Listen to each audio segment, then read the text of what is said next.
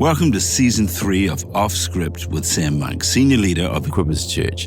We're talking about what's worked, what hasn't, and leadership lessons from the journey. Enjoy today's podcast.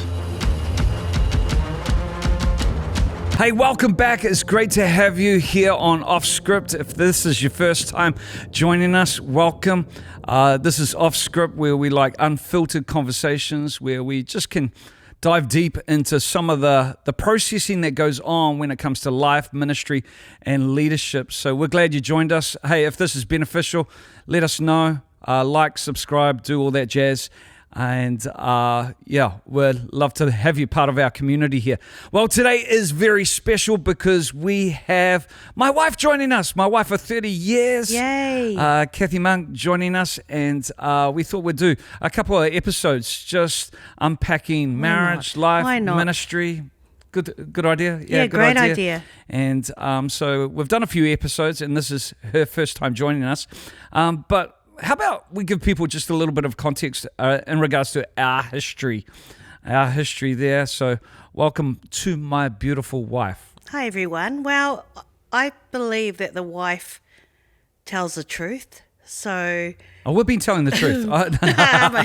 But you know what I mean. Yeah. But you'll understand a husband when you see the wife. So I really believe it's really important to get the wife's perspective. And our history goes back to 1990. Wow. It's a long time. Yeah, we're that old. Yeah, I know. Before internet, was it? Before internet. Yeah. Yeah. It's well, how did we meet? Well, we met at church. I was 14, going on 15.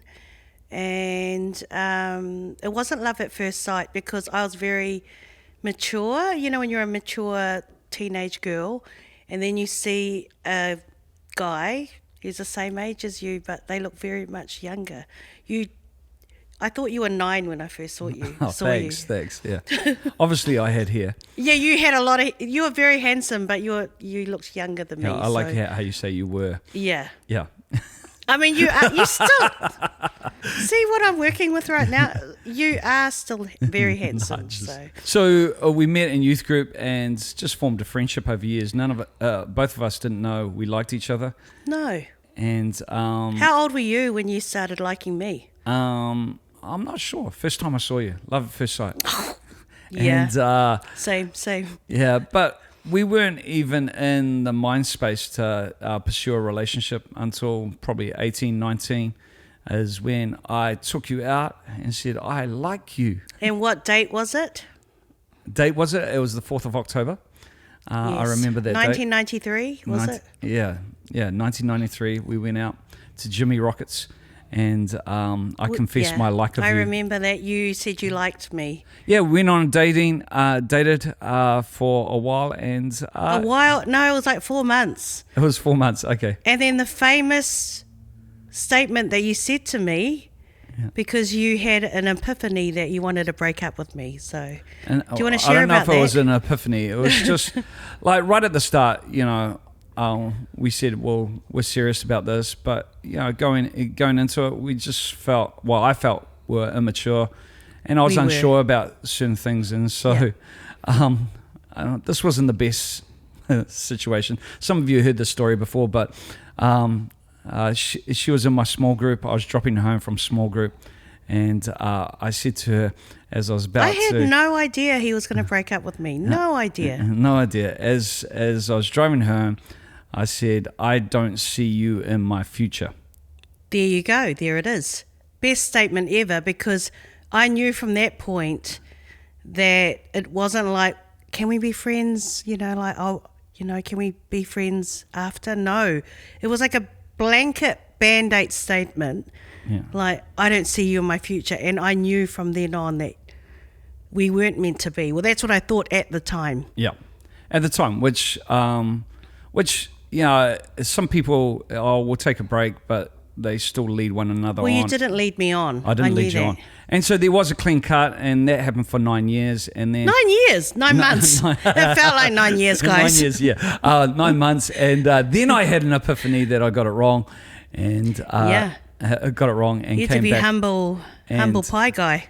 asked for forgiveness, and it wasn't too long. We started dating again, and then got married. I was 21, she was 20, and we've been married 30 years. 30 years married. So that's our journey. But just that whole dating side of things is a big thing, because we lived in a time where we would call one another probably once a week on a landline. Yeah. And you had to ask your sister or somebody else to get off the phone. Oh, it was always my dad. Get off the phone. Yeah. Sam's going to ring me. Yeah. Sam who, Yeah. But relationships today can be so intense just because of cell phones.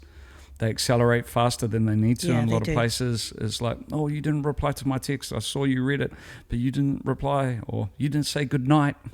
It's like the pressure of relationships today. I'm so glad we didn't have that back in our day. Yeah.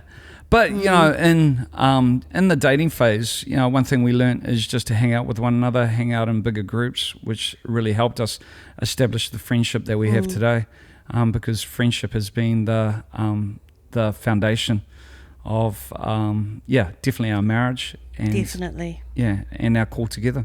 And we were really good friends. And the good thing about hanging out in groups is you get to see how they respond, how they treat different people, how they respond in hard times, how they respond to God. Are they a worshipper? Yeah. That was one of the key things. I just thought, does he love the Lord? Yeah. And that was one of the top of my list. If I wanted, what I wanted in a future partner was he had to love the Lord with all his heart. Yeah, and I think that was a big thing, even seeing Kathy navigate that break up season, 9 months. What really sealed the deal for me was how she responded. Going to God, she had her own relationship with God. It wasn't dependent on me. Because when it comes to dating, the first rule of dating is get your own life. Yeah, totally. Because, it's we have a relationship where we rely on one another, but we're not codependent on one another. I think what was also great, well, not so great in that time, like I was sad, listened to sad songs, felt sorry for myself. But we went to the same church, and a lot of people had said to me, do you think you need to go to a different church now that you've broken up? And I said, well, I didn't come here for Sam. Yeah. I actually came here because of my faith in Jesus. And so we had to navigate, what people were saying, how everything looked.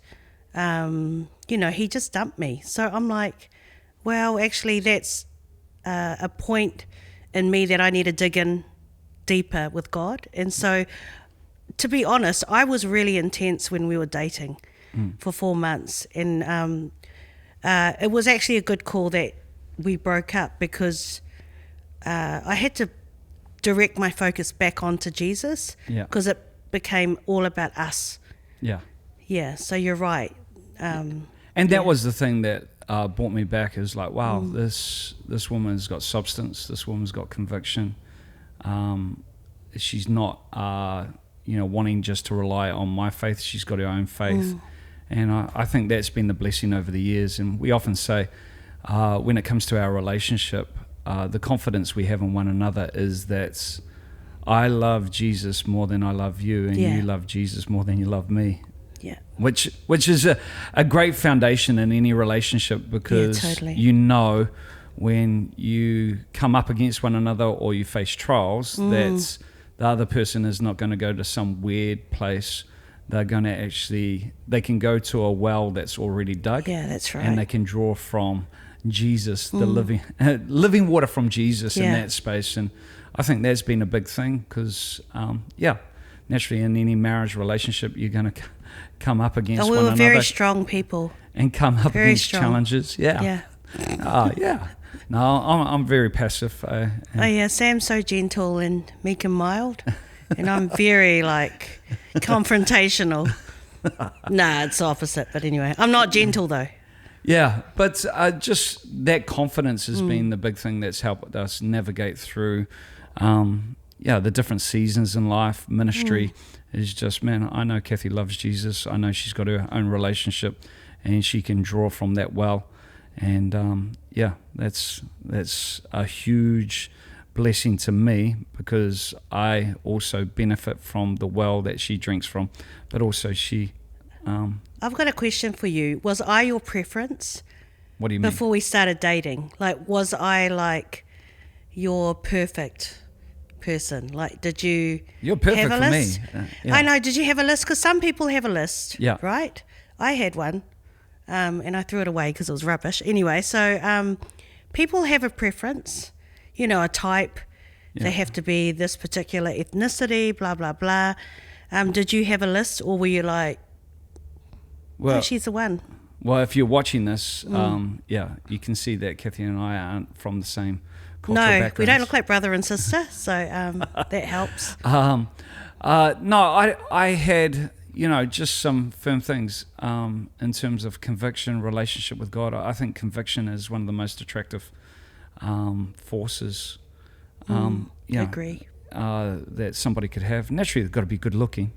There has to be chemistry, right? Yeah, there has to be chemistry in Yeah. that. And a shared value system is the biggest thing. I think, man, you just get it. I don't have to say much. It's just like explain it, over explain it. Yeah. It's like because there's a shared value system. Yeah, there is. And that's been the key thing is like just a smile, a nod, a phrase, you know what the other person's thinking, and it's like, I get you.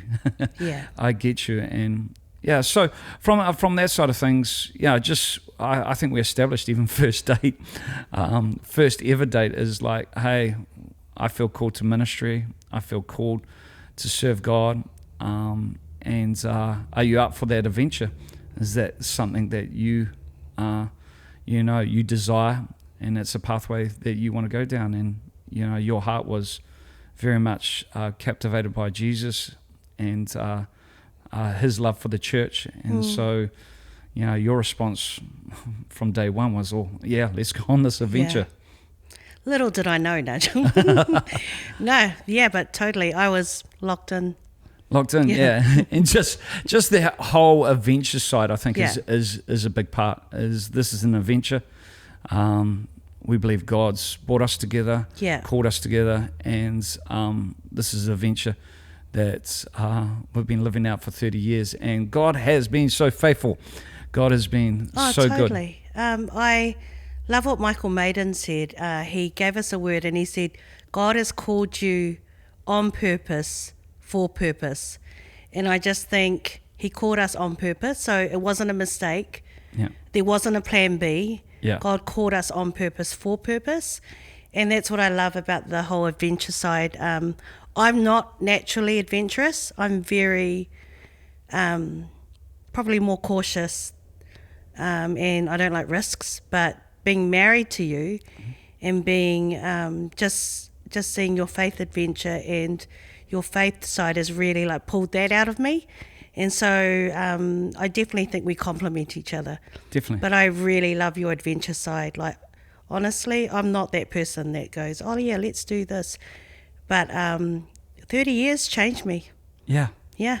And yeah, but you've always been up for it. It's like, if God's Yeah. in it, I want to know if God's in it, we're up for it. Let's go for it. And the agreement around that is big. I think the big thing, and I heard one person once say, because a question will come into a person's mind, did I marry the right person? Did I marry the right person? And Did you think that the first year of marriage? I was a little bit crazy. I was a little bit. we did have some challenges, We did. working through some stuff, but did I marry the right question? But the psychologist said that question meditated on and extrapolated, if you meditate on it, actually leads to an affair. Yeah. And so, being able to seal that and go, yes, I did marry the right person. God's brought us together. Yeah, totally. is a key thing that gives you a solid foundation. God's in this, He's brought us together. Yeah. And He's got a purpose for our marriage and for our life. And so, we're going to talk a bit more about marriage ministry, some of the dynamics of that. That's just a little bit of a brief snapshot A of how we teaser? got together. And hopefully this is going to be beneficial as we just share our journey our journey of navigating things, and we haven't got it all together, but there are some lessons that we've learned along the way. And we just want to make sure that this is helpful to other people. But God bless you. We'll see you next time. Thanks for listening to Off Script with Sam Monk. If you found this podcast helpful, make sure you pass it on. We love your feedback, so drop us a line about what topics you'd like to hear about on Off Script with Sam Monk.